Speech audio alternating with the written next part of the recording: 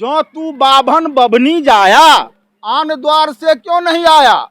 जो तू तुरक तुर्की जाया, अंदर खतना क्यों नहीं कराया। समाज में जो जात पाति का भेदभाव था, उस भेदभाव को उन्होंने समाप्त करके समता मूलक समाज, समरस समाज, जिसमें मानवीय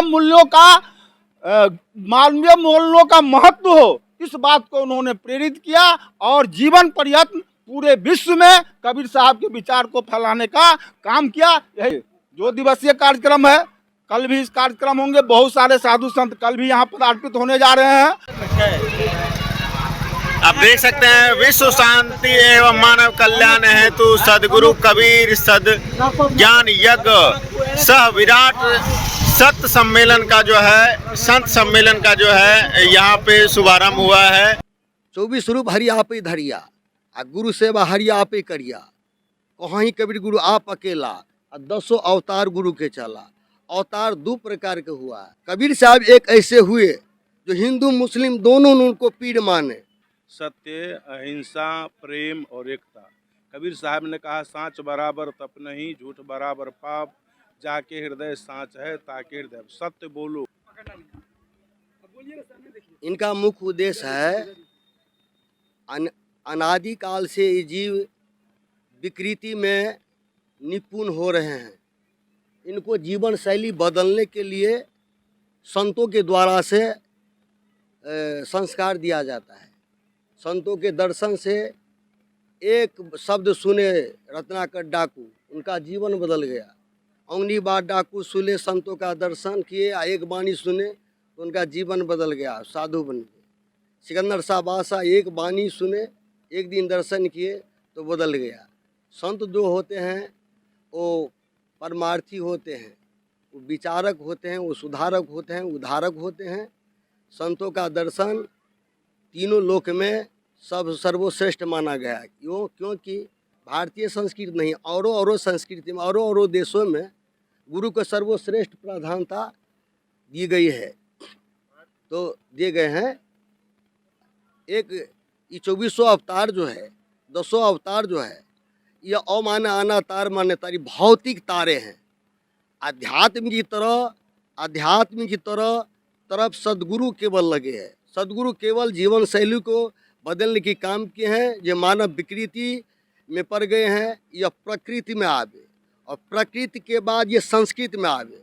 अभी जो कि सुख शांति हम लोग पा रहे हैं, तीनों लोक में ये माया की पूजा हो रही है, काल की पूजा हो रही है, क्षणिक पूजा हो रही है, क्षणिक आनंद हो रहा है।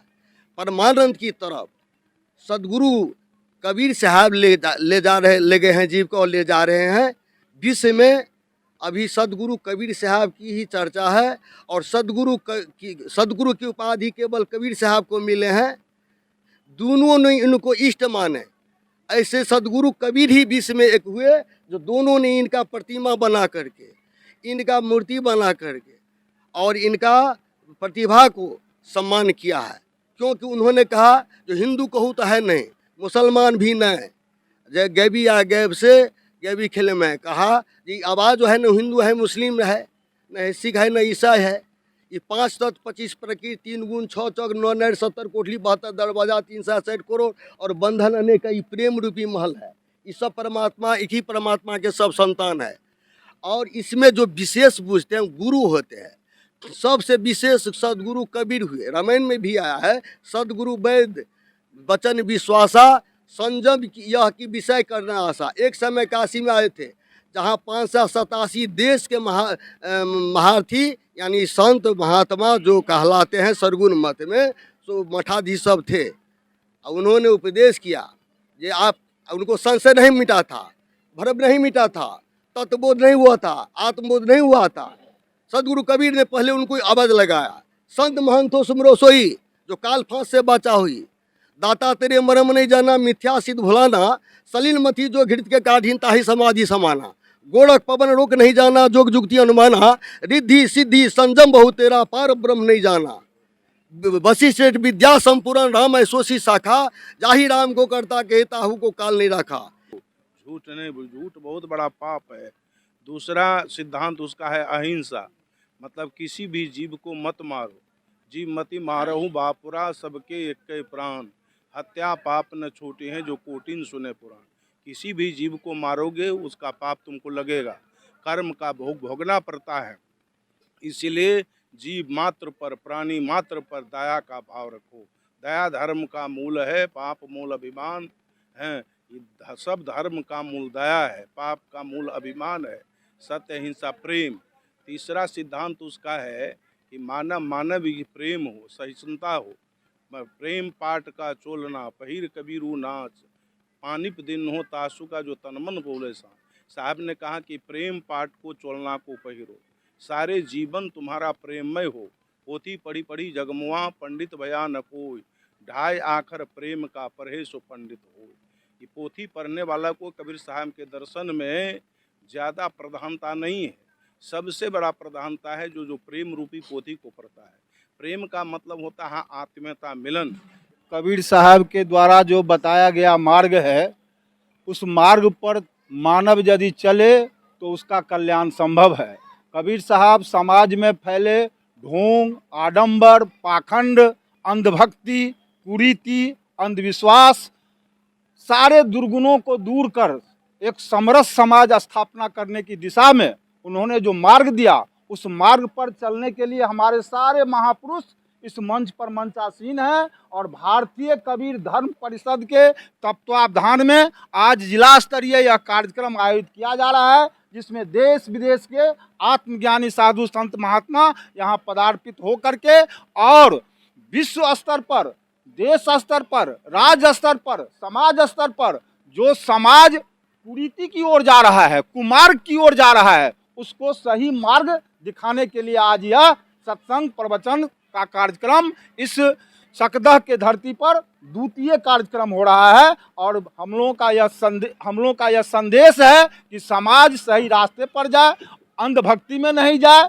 और सिर्फ कबीर साहब ही इस धराधाम पर आए जिन्होंने समाज को सही दिशा और दशा देने का काम किया। यही हम लोग उनके विचारों को, बहुजन महापुरुषों के विचारों को जन जन तक पहुंचाने का संकल्प लिए हैं। और गांव, टोले, कस्बे, मोहल्ले में जाकर के कबीर साहब का जो विचार था, हमारे संत रविदास जी महाराज का जो विचार था, हमारे संत गाडगे साहब का जो विचार था, माता रामाबाई का जो विचार था, बाबा भीमराव अम्बेडकर का जो विचार था, उस विचार पर लोगों को चलने के लिए हम लोग प्रेरित करेंगे। यही संकल्प हम लोग लिए हैं। था उन्होंने समरस समाज की स्थापना की बात की, उन्होंने जात पात को समाज से हटा देने की बात की। उन्होंने कहा, और अधिकांश लोग कल ही यहाँ उपस्थित हो पाएंगे।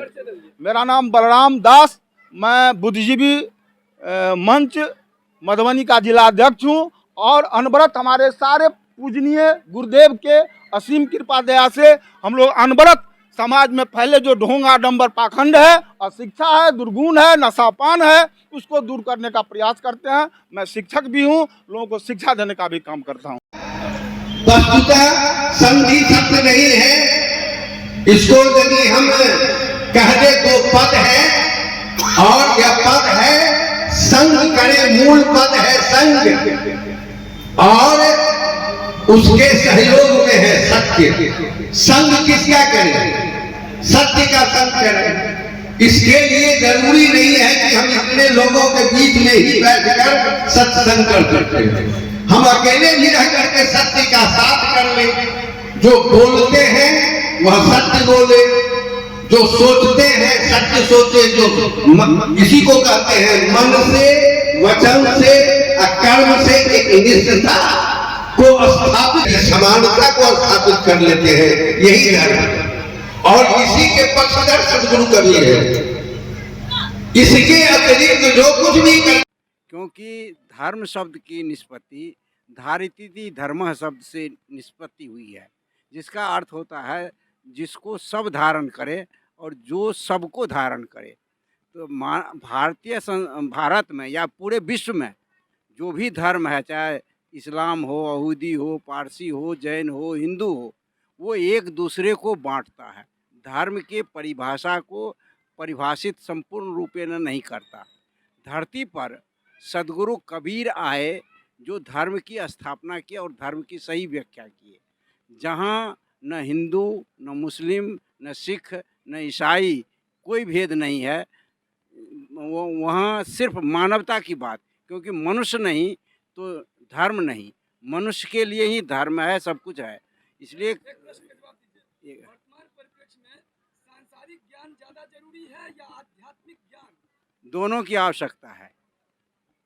सांसारिक ज्ञान की भी आवश्यकता है, क्योंकि समाज में आप जीते हैं, इसलिए सांसारिक ज्ञान की भी आवश्यकता है। और आत्मा की शांति के लिए, शरीर संसार है, भौतिक है, आत्मा अभौतिक है, अध्यात्म है, इसलिए उसे आध्यात्मिक ज्ञान चाहिए शांति के लिए। और कबीर खरा बाजार में सबकी चाहे खैर, ना काहू से दोस्ती ना काहू से बैर। धरती पर बहुत सारे लोग आए और अपने अपने मत मजहब पंथ का प्रचार किए, लेकिन सदगुरु कबीर साहब ऐसे संत हुए, सदगुरु जो सबके कल्याण चाहा, हिंदू मुस्लिम सिख ईसाई